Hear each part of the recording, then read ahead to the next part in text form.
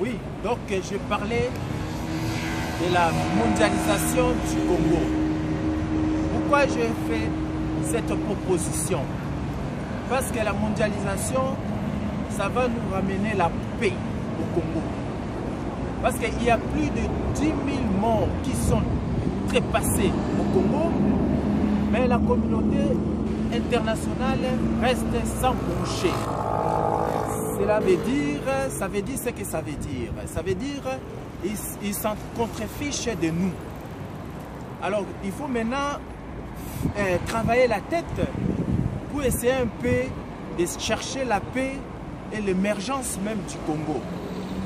Alors, pour commencer, on va d'abord faire le dialogue, en commençant par le pays aux confins de la République démocratique du Congo, les pays limitrophes.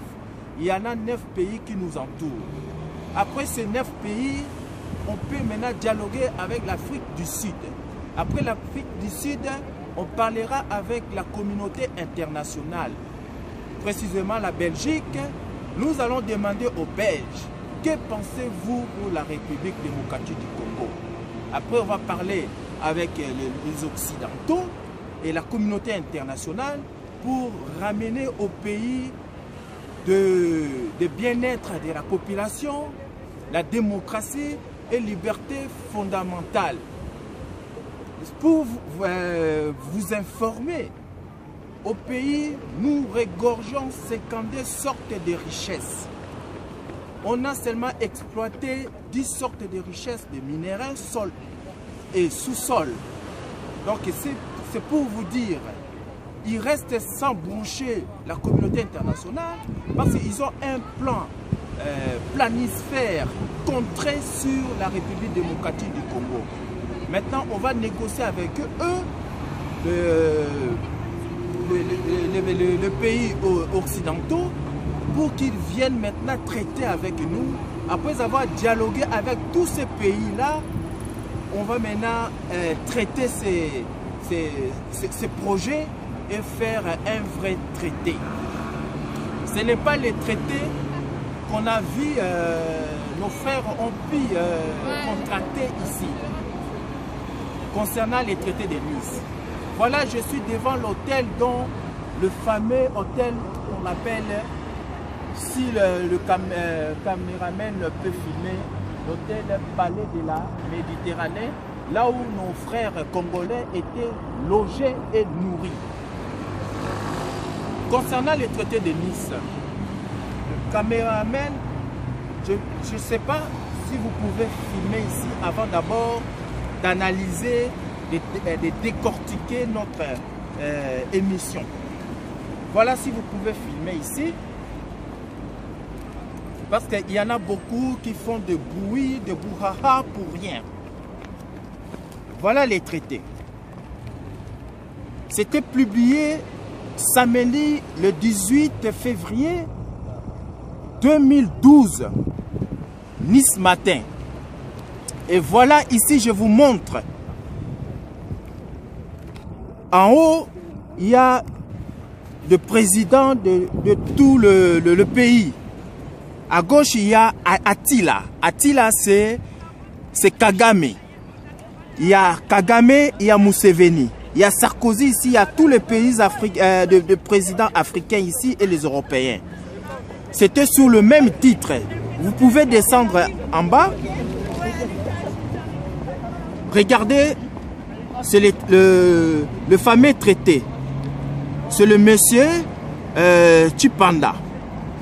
Donc, ce n'est pas question de dire que c'est M. Ngwanda qui a alerté le gouvernement en place. Ce n'est pas M. Ngwanda qui a dévoilé les secrets. C'était déjà au mois de février 2012. Ici, sur Nice, on avait déjà traité ces dossiers. On avait déjà fait le débat sur ça.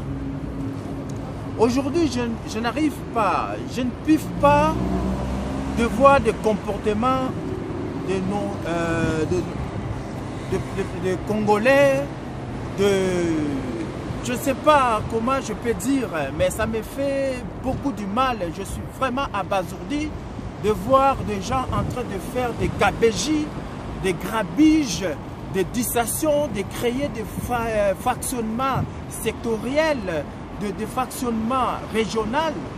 Mais c'est vraiment catastrophique.